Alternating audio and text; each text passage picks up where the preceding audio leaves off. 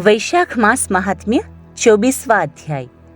श्रुतदेव जी बोले, हे राजन, इन सब पुण्यवर्धिनी तिथियों में शुक्ल पक्ष की द्वादशी संपूर्ण पाप नाश करने वाली है। जिसने इस द्वादशी का सेवन नहीं किया, उसके दान, तप और उपोषण व्रतादि करने से क्या फल है? इष्टापूर्ति से क्या फल है? जो फल गंगा पर ग्रहण के समय सहस्र गोदान करने से मिलता है, वही वैशाख मास में द्वादशी के दिन योग्य ब्राह्मण को अर्पण करने से होता है। गंगा में दुर्भिक्ष के समय प्रतिदिन करोड़ों मनुष्यों को भोजन कराने से जो फल मिलता है, वही द्वादशी के दिन एक ब्राह्मण को भोजन देने से मिलता है। जो शुक्ल पक्ष की द्वादशी के दिन एक चुटकी अन्न भी सुपात्र ब्राह्मण को देता है, उसे कोटि ब्राह्मण भोजन का फल मिलता है। जो मधु सहित तिल के पात्र का दान द्वादशी के दिन करता है, वह संपूर्ण बंधनों से छूटकर विष्णु लोक को चला जाता है। शुक्ल पक्ष की एकादशी के दिन जो रात्रि में जागरण करता है, वह जीते जी ही मुक्ति पाता है और उससे सब देवता प्रसन्न रहते हैं। करोड़ों सूर्य ग्रहण और चंद्र ग्रहणों में जो तीर्थों में स्नानादि करने से फल मिलता है, वह एकादशी के दिन प्रातः काल स्नान करने से मिलता है। जो मनुष्य द्वादशी के दिन तुलसी के कोमल पत्रों से विष्णु भगवान का पूजन करता है, वह अपने 7 कुलों का उद्धार करके विष्णु लोक को जाता है। जो कोई वैशाख मास में द्वादशी के दिन बच्चे सहित गौदान करे, वह अपने कोटि कुलों का उद्धार कर विष्णु लोक का अधिकारी होता है। जो कोई शुक्ल पक्ष की द्वादशी के दिन यम, पितृगण, गुरु, देवता और विष्णु भगवान के निमित्त दक्षिणा सहित जल का घड़ा दान करे, दही और अन्न भी दान करे, उसका फल सुनो। उसको जो पुण्य प्रयागराज में प्रतिदिन करोड़ों मनुष्यों को 1 वर्ष तक शतरस युक्त सुंदर भोजन कराने से होता है, वही फल मधुसूदन भगवान की आज्ञा से उसको मिलता है। जो कोई द्वादशी के दिन शालिग्राम दान करता है, वह संपूर्ण पापों से छूट जाता है। जो ग्रहण के समय गंगा में सप्तद्वीपवती पृथ्वी का करोड़ बार दान करे, उसके समान ही फल मिलता है। द्वादशी के दिन जो मधुसूदन भगवान को दूध से स्नान करावे, उसे राजसूय और अश्वमेध यज्ञों के समान फल मिलता है। वही फल गंगा में मिलता है, इसमें संदेह नहीं। त्रयोदशी के दिन जो दूध और दही मिलाकर विष्णु भगवान का पूजन करे, उसमें शर्करा, मधु और घृत मिलाकर मधुसूदन भगवान की प्रसन्नता के लिए भक्तिपूर्वक पंचामृत से भगवान को स्नान करावे, वह अपने सब कुलों का उद्धार कर विष्णु लोक को जाता है। जो सायंकाल के समय भगवान विष्णु की प्रसन्नता के निमित्त शरबत दान करे, उसके पहले के पाप ऐसे दूर हो जाते हैं जैसे सर्प अपनी पुरानी केंचुली छोड़ देता है। सायंकाल के समय जो रसीली ककड़ी दान करे, वह उसके रस के प्रताप से कर्म बंधनों से मुक्ति पाता है। जो कोई ईख अथवा आम दान करता है, उसके कुटुंब में 100 पीढ़ी तक बराबर संतान चलती रहती है। जो द्वादशी के दिन सायंकाल के समय चंदन आदि दान करे, वह आने वाली व्याधियों से सदैव मुक्त रहता है। हे राजन, शुक्ल पक्ष की द्वादशी में जो कुछ भी पुण्य किया जाता है, वह अक्षय फल का दाता होता है।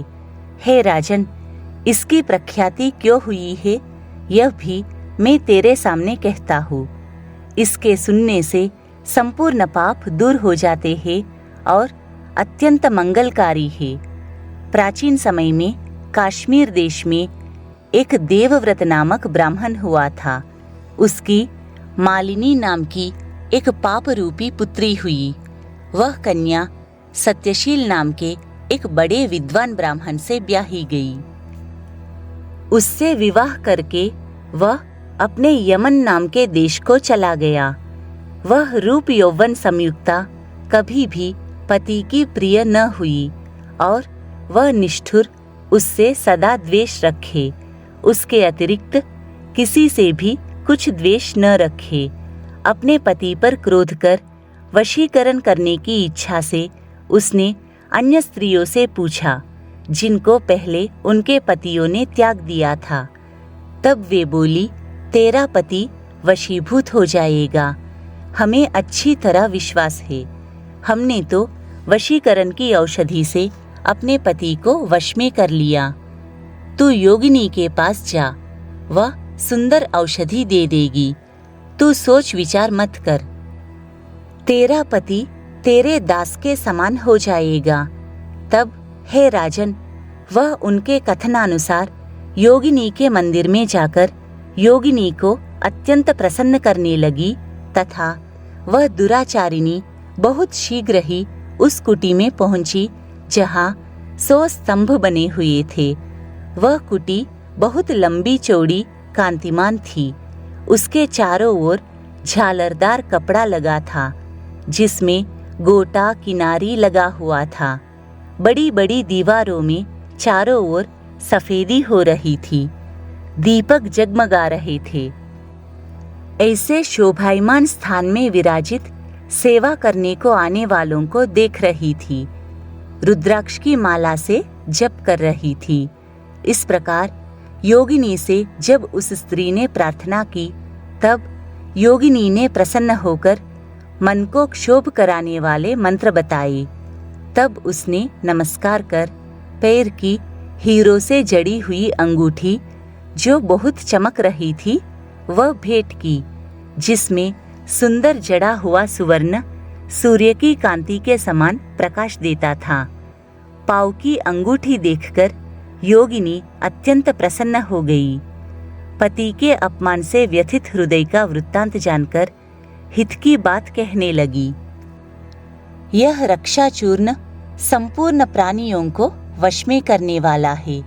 यह चूर्ण अपने पति को दे, उसकी ग्रीवा की रक्षा करना, तो तेरा पति तेरे वश में हो जाएगा और किसी के पास न जाएगा तथा तेरे दुष्चरित्रों को देखकर भी कुछ नहीं कहेगा। वह उस चूर्ण को लेकर अपने घर आई और संध्या समय दूध में मिलाकर वह चूर्ण अपने पति को दे दिया और ग्रीवा की रक्षा कर दी। कुछ विचार न किया।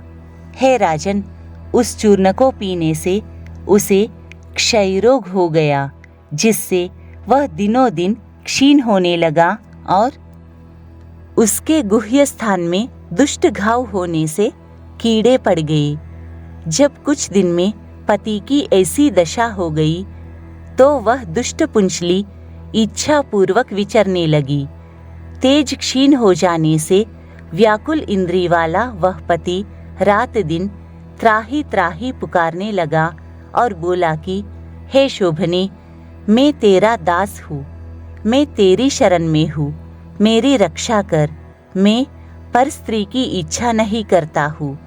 हे राजन, अपने पति के ऐसे वृत्तांत को सुनकर वह बहुत घबराई और सोचने लगी कि पति जीवित रहेगा तो मैं गहने कपड़े पहनती रहूंगी। ऐसा सोच विचार कर वह योगिनी के पास गई और उससे सब वृत्तांत कहा। तब उसने पहली औषधि का दाह शांत करने के निमित्त दूसरी औषधि दी। औषधि के देते ही तत्क्षण उसका पति स्वस्थ हो गया, जिससे पहले चूर्ण से उत्पन्न हुआ दाह शांत हुआ। तब से पति घर में ही रहता और उसके वशीभूत हो गया। घर के काम के बहाने से उपपति घर में आकर निवास करते। इसी प्रकार सब जाति के व्यभिचारी मनुष्य घर में आते रहते, परंतु उसे स्त्री के आगे कुछ भी कहने की शक्ति न थी। इसी पाप के कारण उसके शरीर में भयानक कीड़े पड़ गए। उन कीड़ों ने उसकी नाक, जिह्वा और दोनों कानों में छेद कर दिए। स्तन कट गए, उंगलियों की ठोंठ बंध गई और पांवों से लूली हो गई। ऐसे कष्ट भोगकर अंत में देह त्याग कर नरक भोगने लगी तथा 15 सहस्र वर्ष तक ताम्रभांड नामक नगर में दग्ध होती रही। फिर 100 जन्म तक बार बार कुत्ते की योनि में पड़ी। नाक कट रही है, कान फटे हैं, मस्तक में कीड़े पड़ रहे हैं, पूंछ कट गई है, टांग लंगड़ी हो गई है। इस दशा में वह घर घर घूमती थी। बाद में सौवीर देश में पद्मबंधु नामक ब्राह्मण के दासी के घर कुतिया बनी और अत्यंत दुख से व्याकुल, कान टूटे, नाक कटी फटी और पूंछ छिन्न भिन्न, मस्तक में कीड़े भरे रहते तथा योनि में भी कीड़े पड़े रहते। इस प्रकार उस जन्म में भी अनेक क्लेशों को सहन करती थी। दैव योग से जब कर्मफल पूरा हो गया तो वैशाख मास में मेष की संक्रांति में शुक्ल पक्ष की द्वादशी के दिन पद्मबंधु का पुत्र नदी में स्नान कर पवित्र होकर गीले वस्त्रों से घर आया। वहां तुलसी स्तंभ के पास उसने अपने चरण धोए। उसी स्तंभ के नीचे वह कुतिया सो रही थी। अतः सूर्योदय से पहले वह कुतिया उस चरणों के धोए जल में लेट गई, जिससे उसके सब अशुभ कर्म तत्काल नष्ट हो गए और पूर्व जन्म की याद हो आई। अपने पूर्व जन्म के किए कर्मों को सोच सोचकर ताप से व्याकुल होकर बेचारी करुणा स्वर से त्राही त्राही करने लगी और भय से व्याकुल हो उस मुनि से अपने कर्मों का वर्णन करने लगी कि मैंने अपने पति को विष दिया, फिर अनेक प्रकार के दुष्चरित्र किए। हे ब्रह्मन, जो कोई धर्महीना दुराचारिणी स्त्री अपने पति को वश में करती है, वह मेरी ही भांति ताम्रभांड नामक नरक में डालकर तपाई जाती है। पति ही नाथ है, पति ही स्वामी है, पति ही देवता है। उसके संग अनर्थ करके स्त्री कैसे सुख पा सकती है? जो कोई अपने पति को दुख देती है, वह 100 जन्म पर्याप्त कुत्ते की योनि पावे और शरीर में असंख्य कीड़े पड़ जाते हैं।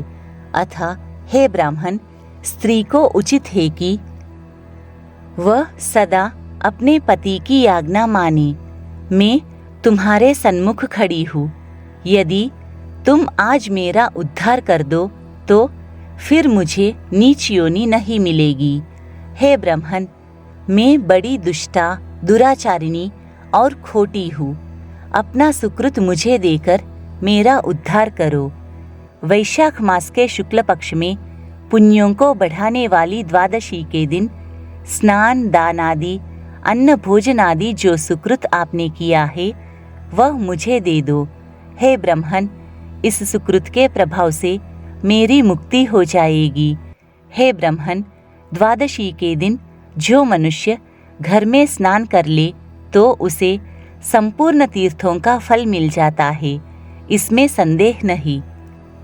द्वादशी के दिन जो तप, दान, यज्ञ, होम, वेदादि पूजन किया जाए उसका अक्षय फल मिलता है। ऐसा फल तुम मुझे दे दो। जो लोग द्वादशी के दिन उपवास करते और त्रयोदशी के दिन पारण करते हैं, उसी फल से अवश्य ही उन्हें मोक्ष मिलती है। हे महाभाग, हे दीनवत्सल, मैं दीन हूँ, मेरे ऊपर दया करो। जनार्दन भगवान दीनानाथ है, जगतपति है और तुम्हारे भी नाथ है।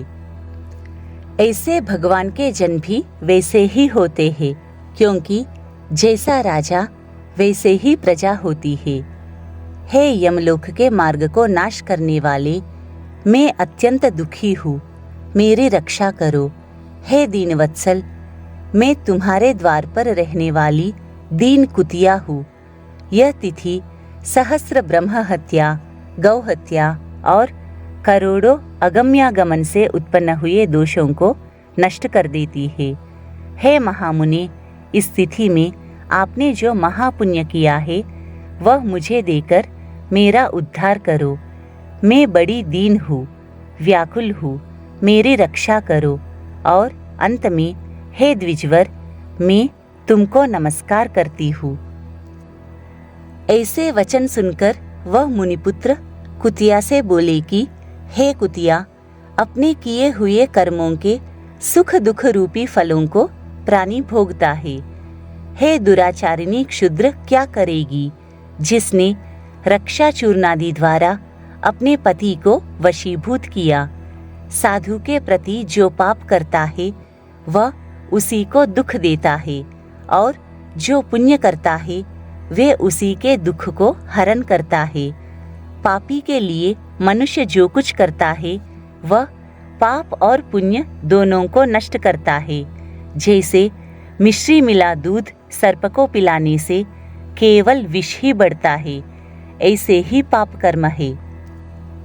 जब मुनिपुत्र ने ऐसा कहा तब कुतिया अत्यंत दुख पाकर ऊंचा मुख करके चीत्कार करने लगी और उसके पिता से कहने लगी, हे पद्मबंधो, तुम्हारे द्वार पर पड़ी हुई मैं कुतिया हूँ, अतः मेरी रक्षा करो।